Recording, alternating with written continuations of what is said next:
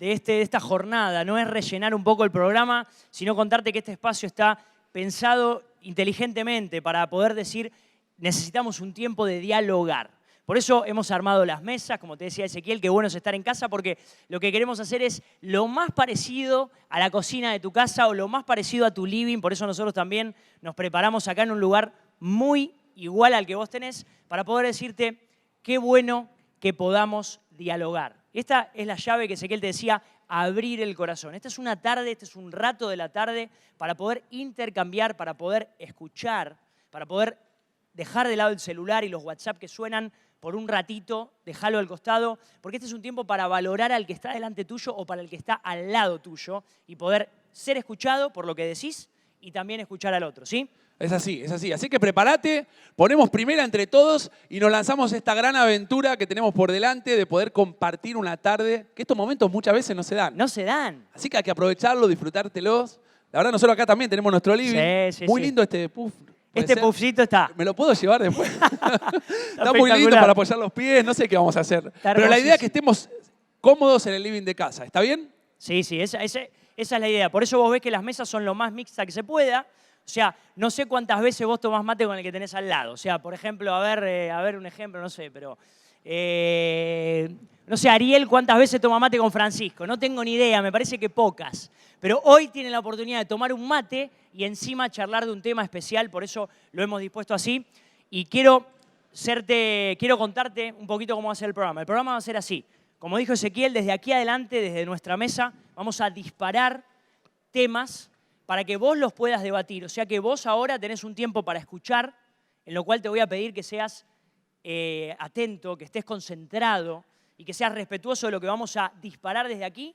Y luego vas a tener un tiempo en la mesa para intercambiar, para dialogar, para preguntar cómo era, cómo me dijiste, a mí me pasó. Eso es lo que queremos generar esta tarde, ¿sí?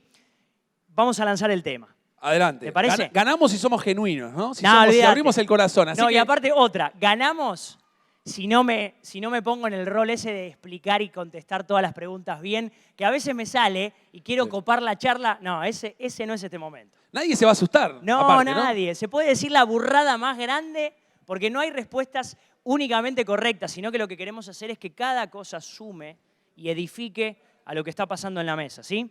Adelante, estamos listos. ¿Estamos listos? Metamos primero. ¿Algún tip más? No, estamos bien. Estamos más que bien. ¿Estás lista? ¿Estás listo? ¿Estás preparado? ¿Sí? ¿Nos haces un like ahí donde estás? Like. Muy bien. Estamos todos listos. Adelante. Bueno, muy bien. El tema que nos pareció oportuno tratar hoy se llama el microclima familiar. Estamos en una conferencia que se llama Familias que Prevalecen.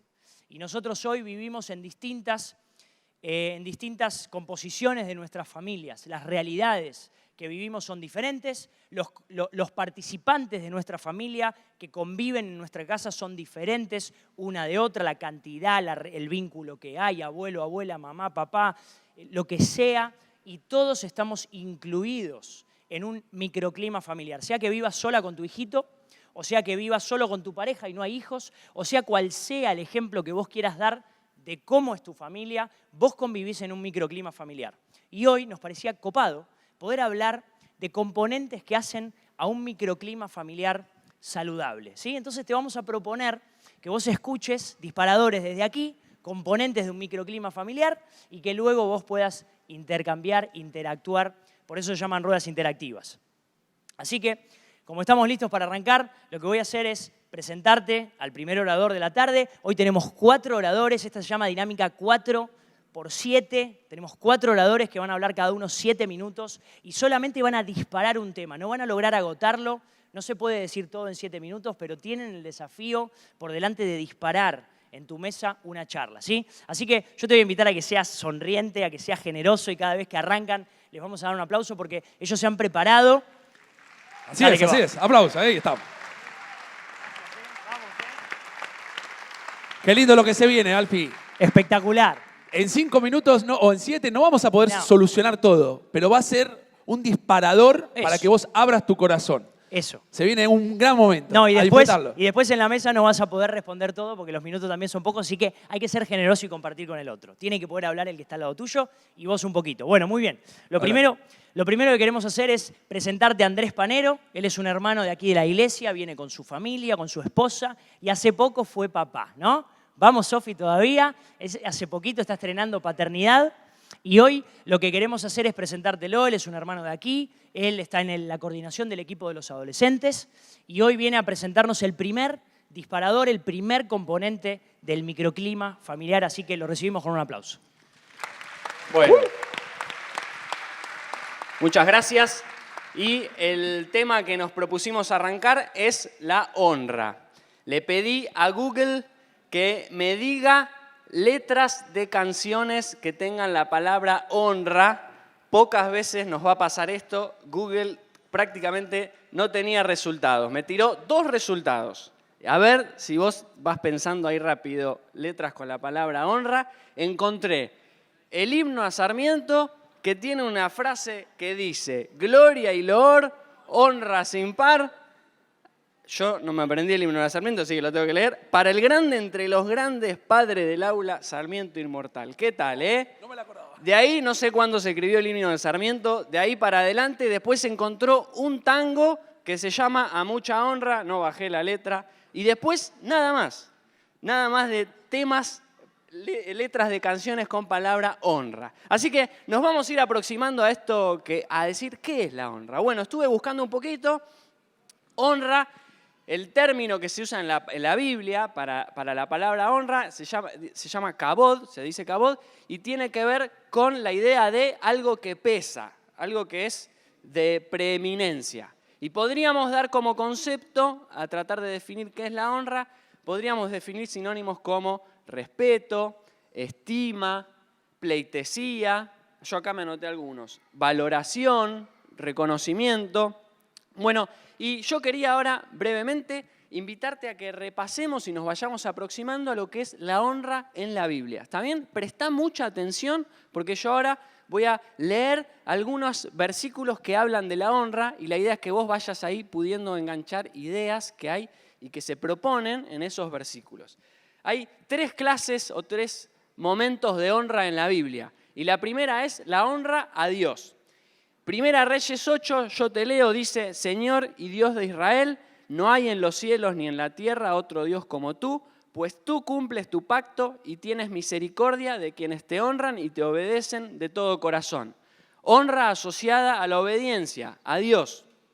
Segundo, el hijo honra al padre y el siervo respeta a su señor. Acá es Dios que está hablando. Pues si soy padre, ¿dónde está la honra que merezco? Y si soy señor, ¿dónde está el respeto que se me debe? Yo, el Señor de los ejércitos, le hablo a ustedes que menosprecian mi nombre, a los sacerdotes les está diciendo. Bueno, y ahí está la honra asociado como respeto, como algo preciado, algo precioso. El Señor le estaba reclamando que le traían sacrificios defectuosos. Y ellos le dicen, vayan a ofrecer, le dice Dios, eso a sus gobernantes. A mí no, a mí es honra y respeto. Esa es la primera honra hacia Dios. Después en la Biblia encontramos una segunda honra, que es Dios honrando a sus hijos. Y vos me decís, ¿cómo? ¿Eso está en la Biblia? Sí, está en la Biblia. Déjame que te lea. Primera Samuel 2 dice, por todo esto, el Señor de Israel te dice, yo prometí que tu familia y los descendientes de tu padre estarían siempre a mi servicio. Pero hoy te digo que esto se acabó, porque yo honro a los que me honran y humillo a los que me desprecian. Acá estaba el sacerdote que se habían portado no muy bien y Dios le está diciendo esta palabra y le dice, yo honro a los que me honran. La honra de parte de Dios para con sus hijos. Jesús estuvo acá y dijo, si alguno me sirve, sígame, donde yo esté, allí también estará mi servidor. Y dice, si alguno me sirve, mi Padre lo honrará. Dios honrando a sus hijos. Y tercero, honra en la familia. Y acá seguro que te acordás de este versículo que dice, honrarás a tu padre y a tu madre como yo, el Señor tu Dios, te lo he ordenado, para que tu vida se alargue y te vaya bien en la tierra que yo, el Señor tu Dios, te doy. Otro, paguen a todos lo que deban pagar, ya sea tributo, impuesto, respeto u honra. Otro, así como la iglesia honra a Cristo, así también las casadas deben honrar a sus esposos en todo. Bueno, acá tenemos algunos versículos que nos hablan de la honra entre los hombres, ¿sí? Y yo quería que ahora hemos trazado brevemente, me quedan 2 minutos, lo que la palabra nos habla y nos invita respecto de la honra y que podamos nosotros mirar y decir, bueno, la palabra nos invita a esto, pero ¿en qué contexto estamos nosotros? Bueno, estamos la honra, la cultura de la honra en el clima de familia, cualquiera que sea, es algo contracultural. Es algo que proviene de Dios, pero que no esperes que este mundo te promueva, te abra las puertas y te invite a la honra. ¿Sí? Si nosotros pudiésemos empezar a dialogar un poquito, vamos a ver que las redes sociales que se jactan de ser cosas que democratizan, en realidad vos lees una noticia del diario y después ves que se puede comentar y todos nos volvemos comentaristas y está la noticia, se escapó un pajarito del zoológico y hay uno que dice ya, esto no hubiera pasado si los que cuidan el zoológico, y ahí ya empieza una metralleta de cosas de deshonra. Si pudiéramos pensar en nuestros mayores y decir, ¿estamos en una cultura que honra a nuestros mayores? Y si nos ponemos a conversar nos daríamos cuenta que en realidad muy poco. El sistema de transporte, la tecnología también, y mismo nosotros, si nos ponemos a revisar, si los escuchamos, estamos en una cultura de o vas a mi ritmo o te corres. No tengo tiempo para escucharte, no tengo tiempo para mirarte a los ojos, no tengo tiempo para que me vuelvas a contar esa anécdota. Bueno, por mencionar algunos. Así que yo quería quedarme acá y va a haber algo para compartir. Bueno, otro componente para una familia saludable es el tema del perdón. Yo no busqué ninguna canción como pero hay muchas del perdón, ¿no? Si buscásemos. Lo cierto es que el perdón es una de las palabras más difíciles de pronunciar. Nos cuesta decir perdóname, te perdono. Y eso es porque tiene que ver con morir a uno mismo.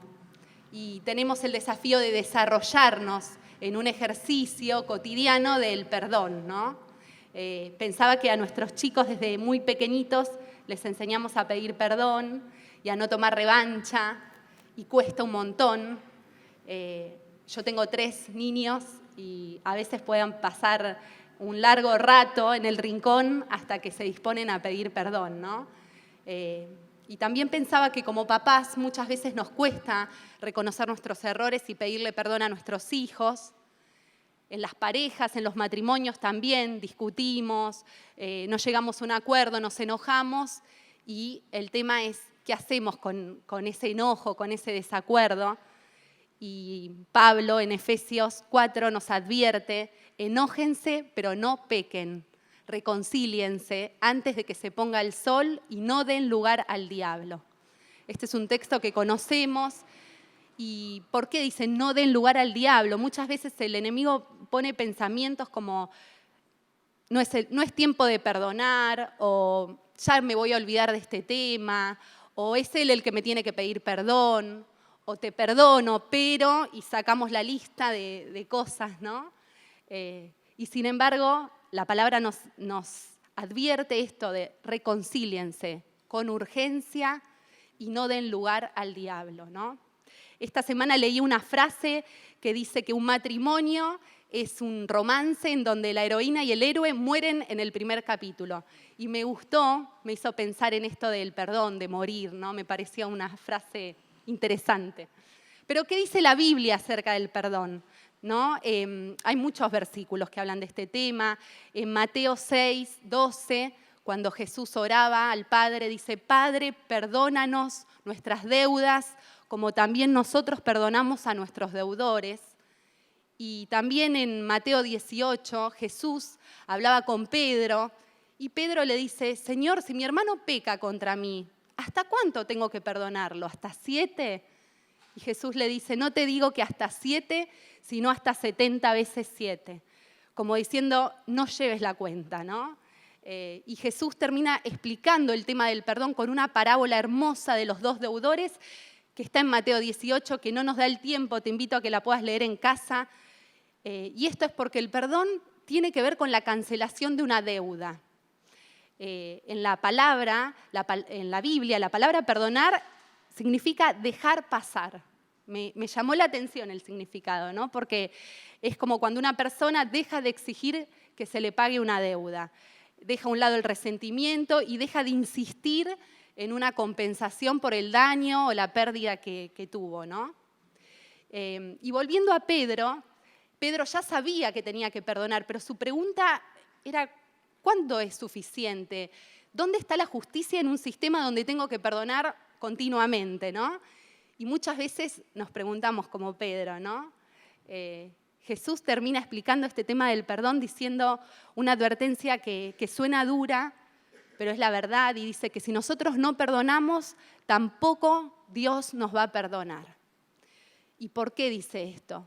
Porque Dios nos ama y porque sabe las consecuencias que la falta del perdón traen a nuestra vida, ¿no?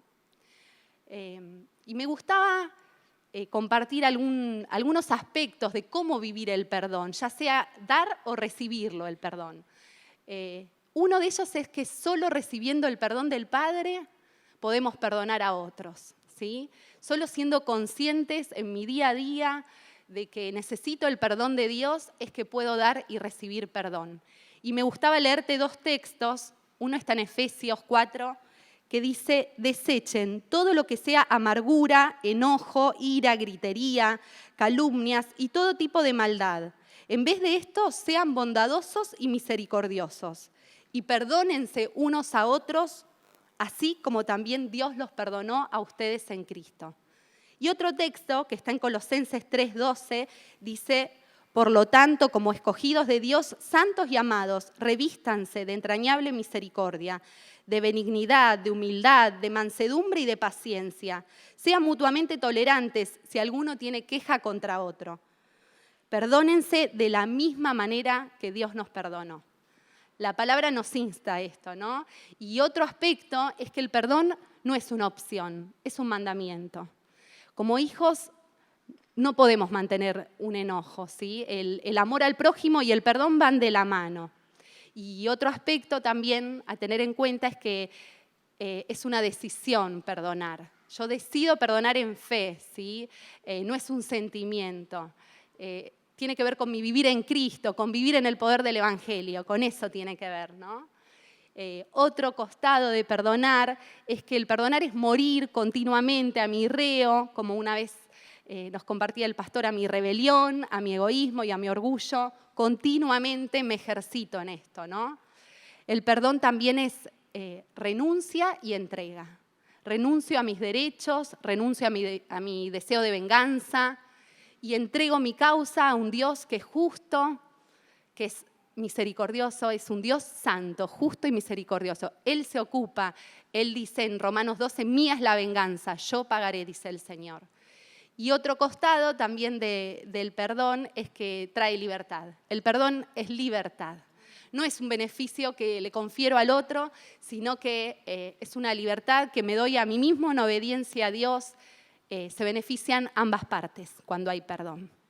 Y bueno, y así como decíamos, ya me queda poco tiempo, pero como decíamos que decidir perdonar es una decisión, decidir no perdonar también es una decisión y trae consecuencias a nuestra vida, trae consecuencias espirituales, que son muchísimas, nos trabamos, ¿sí? La luz de Dios se extingue en nuestra vida y comenzamos a andar en tinieblas, a tropezar. Hay un montón de textos que nos explican esto. Y también hay consecuencias emocionales, se seca el alma, le damos lugar al resentimiento, a la amargura, al enojo, pasamos a ser víctimas, nos centramos en nosotros mismos. Hay consecuencias físicas. Está comprobado que el mantener un enojo o un conflicto sin resolver daña, trae enfermedades, depresión. La palabra dice que los huesos se secan. Y también hay consecuencias que son en las relaciones, ¿no? En la familia, las relaciones tomamos distancia, el ambiente en casa se perturba, ¿no? Y dejo de mirar a mi prójimo. Lo bueno que te quiero compartir es que si bien la falta de perdón y el enojo pueden destruir un vínculo entre un padre y un hijo, entre dos hermanos, en un matrimonio, en Cristo hay una sanidad que es milagrosa. Porque cuando el amor y el perdón de Dios están en nuestras relaciones y están en casa, todas las cosas son hechas nuevas, ¿sí? Y damos gloria a Dios. y es un testimonio que es contundente, porque el perdón es locura para el que se pierde, porque es vivir en el poder del Evangelio. Qué bueno se está poniendo. Y ahora vamos a avanzar, vamos a hacer otro paso más. Tenemos acá a Eduardo, papá de 3 hijos, si no me equivoco, abuelo, viene la tercera en camino. Así que Eduardo nos va a poder compartir y acompañar. Él está sirviendo a los matrimonios y también está a cargo de las charlas prematrimoniales con todos los novios cuando están por casar. Eduardo y Sherry son los referentes para que puedan acompañarlos en las charlas que van teniendo, preparándose para el casamiento. Así que va a ser un gusto, una alegría poder escuchar a nuestro hermano Eduardo y lo podemos hacer con un aplauso para la gloria del Señor. Adelante. Bueno, buenas tardes. El componente que me toca hoy presentar es el componente de los roles en la familia. Cuando empecé a pensar un poco en esto, mi mente fue directamente a Génesis capítulo 1, cuando Dios formó al hombre en primer lugar y en segundo lugar a la mujer y en definitiva a la familia. Y bueno, me detuve en el capítulo 26 de Génesis capítulo 1, donde dice... el Señor viene haciendo la creación, viene haciendo todo el reino animal, la separación entre la tierra y el agua, los pájaros. En cada día que estaba haciendo esto, Él decía, lo pueden leer en todo el capítulo de Génesis, no lo vamos a leer ahora, pero dice, hizo Dios tal cosa, hizo Dios los pájaros, hizo Dios los animales. Pero en el versículo 26, cuando Dios crea al hombre, prepara como un escenario diferente. Dice, hagamos al hombre, ¿no? La mayoría de los que estamos acá conoce ese texto. Y se refiere a la persona de la Trinidad que estaba en plena producción en Génesis capítulo 1, ¿no? Y... cuando habla acerca del hombre, dice, hagamos al hombre. Hace una presentación especial, algo diferente. Las características del hombre tienen que ver con la imagen y semejanza de Dios. O sea, el Dios de la creación dice, hagamos al hombre a nuestra imagen y a nuestra semejanza. Eso significa... semejanza en naturaleza. El Señor nos dio un alma, un entendimiento, un libre albedrío, por el cual tenemos la posibilidad de elegir. Le dio un lugar de autoridad y señoré sobre las cosas creadas. Y le dio un sentido de pureza y rectitud, plena armonía con Dios en su condición de perfecta creación libre de pecado. Luego de esto, el capítulo 1 no detalla qué pasó, pero dice que los creó varón y hembra. Al hombre lo creó varón y hembra. Después en el capítulo 2 vemos por qué dice eso, que de la costilla o del costado del hombre creó a la mujer, y ahí se crea la primer familia, digamos. La primer familia donde había un clima de perfecta armonía, con el Creador, consigo mismo, con el otro y con el medio natural. No sé si le suena conocida la frase, pero estamos en el reverso de lo que muchas veces leemos y decimos en nuestra misión. Dios le dio un clima total al hombre de relación perfecta con Él en ese momento, en esa situación, entre el hombre y la mujer. Y en el capítulo 2, habla acerca de que era necesario para el hombre la presencia de la mujer. No es bueno que el hombre esté solo, le haré ayuda idónea para él. Y Dios hizo el milagro de crear desde el hombre a la mujer. No es dato menor que el hombre y la mujer son una sola carne, dice la palabra, y tiene que ver con esto, sin duda. En el capítulo 3 de Génesis En el capítulo 3 de Génesis vemos la entrada de lo que no tenía que haber pasado, que es el pecado y la desobediencia. Es lo que sucede en el capítulo 3 es que el hombre deliberadamente desobedeció la voz de Dios. Le hizo caso a la voz del mismo enemigo, que se entrometió primero hablando con la mujer, y después dice que la mujer tomó voluntariamente del fruto. El diablo no le exigió ni la obligó, eligió libremente. Y después dice que el hombre también eligió libremente. O sea que en uso de su libre albedrío del hombre, creado a imagen de Dios, sucedió que entró la desobediencia. Bueno, el caos que produjo esto fue tan grande que el mismo Dios salió a lo que hace Dios, a querer restaurar lo que está sucediendo. Uno de los elementos por los cuales tomó la restauración de esta situación fue dando roles tanto al hombre como a la mujer. Dios no cambió ni destruyó la familia, sino que la restauró por medio de los roles. Esto lo vemos en el Nuevo Testamento también. El Nuevo Testamento es el mismo Señor Jesús que ratifica en medio de un diálogo con los fariseos. Marcos, el capítulo, si no me equivoco, es el 10. Los fariseos empiezan a hablarle al Señor: mirá, el matrimonio, qué problema, qué es eso. Ustedes léanlo tranquilo y vean cómo es el diálogo entre el Señor Jesús y los fariseos. El Señor Jesús dice que el hombre dejará a su padre y a su madre, se unirá a su mujer y los dos serán una sola carne. Lo dijo delante del mismo fariseísmo que le intentaba sacar cosas al Señor Jesús, ¿no?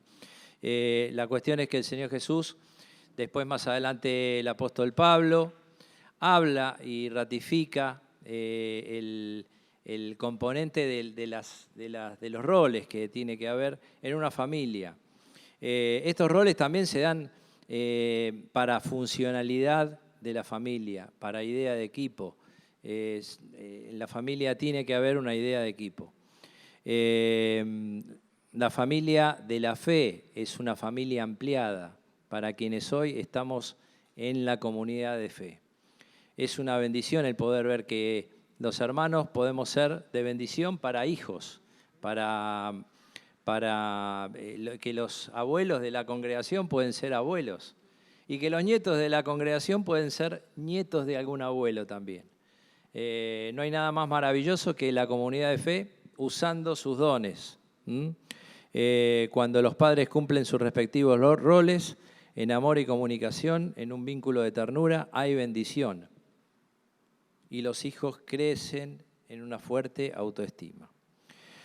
Bueno, esto es el plan de Dios para la restauración del matrimonio.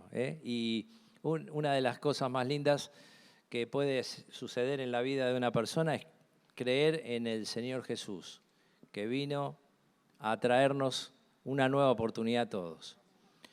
Y el Señor, en su carácter, que era buscador, tenía la iniciativa, tuvo la iniciativa, estuvo en la creación, estuvo viendo cómo cayó el hombre y la mujer, vino a restaurar y a salvar lo que se había perdido. Qué bueno que es poder charlar juntos y ahora estamos por entrar en el cuarto y último componente del microclima familiar de esta tarde. Así que yo te quiero presentar a Carla. Ella también viene junto a su familia a nuestra iglesia hace varios años. Ella es facilitadora y además trabaja en nuestro equipo de calidad de vida coordinando otros grupos de mujeres, otros grupos de crecimiento de mujeres en los cuales vos quizá estás incluida. Así que quiero presentártela, le damos un gran aplauso y la recibimos para este último componente. Hola, bueno, buenas tardes. Bueno, el último componente de la tarde es el diálogo, ¿no? Y cuando pensaba en hablar del diálogo, digo, bueno, es algo tan cotidiano, tan común, tan normal. Nos comunicamos, hablamos. Sin embargo, vamos a profundizar un poquito más respecto a esto, ¿no? Y la realidad es que el diálogo es una forma de comunicación, ¿no? Que puede ser verbal, escrita, como está escrita en los libros, o gestual también. Para que haya un diálogo es necesario que haya dos o más personas, uno que escuche y otro que hable, un emisor y un receptor, que tengan un tema en común. En una charla entre dos personas puede ser una charla agradable, linda, o también puede suceder que haya una discusión acalorada, ¿no? Eso también es diálogo. Lo importante es saber que cuando estamos comunicando, expresando lo que decimos, estamos transmitiendo nuestras intenciones y también nuestros estados de ánimo. El diálogo puede ser espontáneo, una charla común y corriente en cualquier momento, y también puede ser organizado, un debate, una mesa redonda, y uno se imagina, bueno, esto lo vemos en un programa de televisión o en una reunión de gobierno, de una empresa, pero qué lindo es cuando en casa se generan en una mesa los debates, las charlas en la familia, ¿no? Cuando cada uno de los miembros puede dar su opinión, aportar y presentar un tema que nos atribuye a todos y que podemos sacar conclusiones, ¿no? En conjunto. Esto nos llama a la reflexión de que nosotros no podemos vivir aislados. Que Dios nos hizo seres sociables, que Dios pensó en la creación y pensó en cada uno de nosotros. Él nos creó a su imagen y semejanza. Varios de los hermanos nos hablaron de Génesis, en la creación, cuando Dios pensó en el hombre, en la mujer. Ahí comenzó también el primer diálogo, cuando Dios le dijo a Adán y a Eva que se fructifiquen, que se multipliquen, cuando les dijo también no coman del árbol de la vida. Dios estaba dialogando. Y aunque el pecado entró y destruyó esa relación entre el hombre y Dios, por medio de Jesucristo, tenemos la reconciliación de Dios con la humanidad, ¿no? Y qué importante saber esto y conocerlo y saberlo, porque podemos reconciliarnos en todo momento. Cuando Jesús está en nuestro corazón, la reconciliación con el otro la tenemos momento tras momento. No somos independientes, no podemos vivir solos, es necesario tener al otro y eso es tan importante, ¿no? Estamos hablando en una tarde de familia, estamos hablando del diálogo en la familia y es importante tener en casa una comunicación, un diálogo que construya. Un diálogo donde podamos tener libertad de hablar, de expresarnos, donde la comunicación sea oportuna, sea congruente lo que decimos con lo que hacemos. Cuán importante es que en una familia se puedan conversar los temas libremente, ¿no es cierto? Algo para tener en cuenta es que es imposible no comunicar, porque también cuando hacemos silencio estamos comunicando. Y eso es una reflexión que nos llama a decir, bueno, a ver, al otro, ¿le estoy haciendo bien cuando silencio o le estoy haciendo bien cuando me callo? Bueno, eso es tener en cuenta al otro. En una familia también es importante tener una comunicación auténtica, una comunicación honesta. Y esto nos llama a pensar en que a veces, cuando estamos hablando con alguien, estamos diciendo algo y pensando en otra cosa. No sé si les ha pasado que mientras hablas con alguien, te empiezan a salir otros pensamientos. Bueno, ese es el lado derecho e izquierdo del cerebro, ¿no? Los dos hemisferios. El hemisferio derecho es el más conceptual, el más creativo, el visual, y el lado izquierdo es el más lógico, el analítico.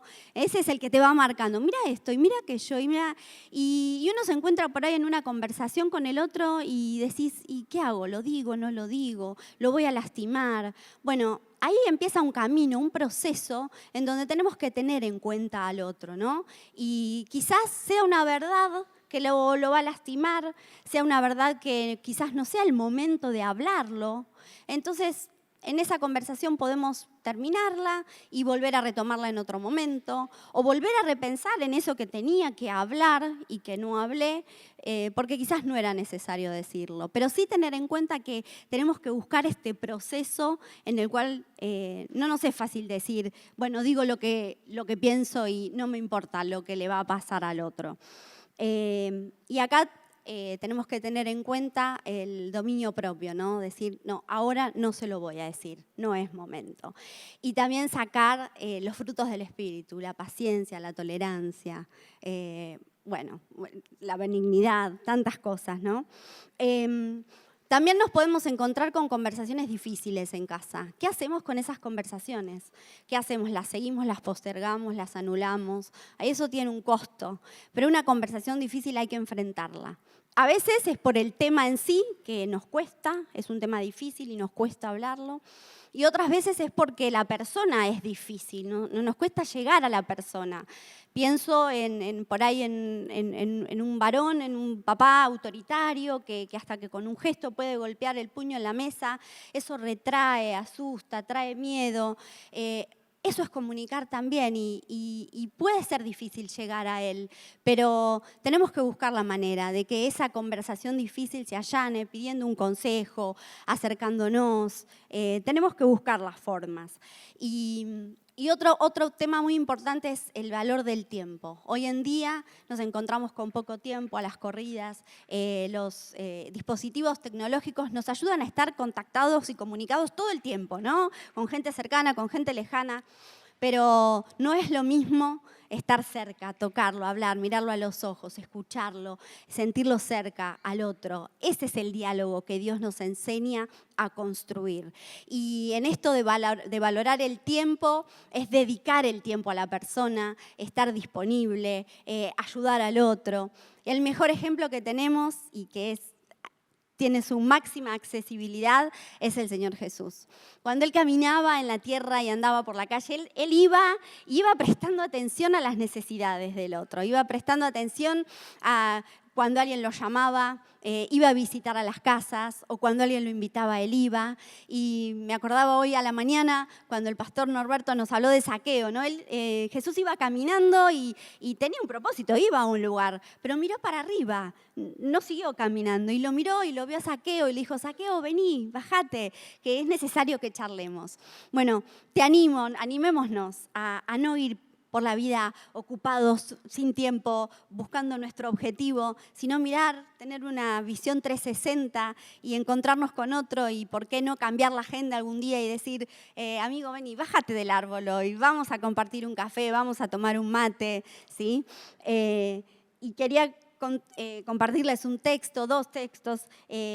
Jesús, lo primero que dijo también en Mateo es que desde la infancia, ¿no? Dejar a los niños venir a mí. Él les dio el acceso a que vengan y no se lo impidan, ¿no? Eso decía Jesús. Y les quiero dejar el último texto que está en Romanos 12:10, que dice, amaos los unos a los otros con amor fraternal, en cuanto a honra, prefiriéndose los unos a los otros, con toda humildad y mansedumbre y soportándonos con paciencia los unos a los otros en amor.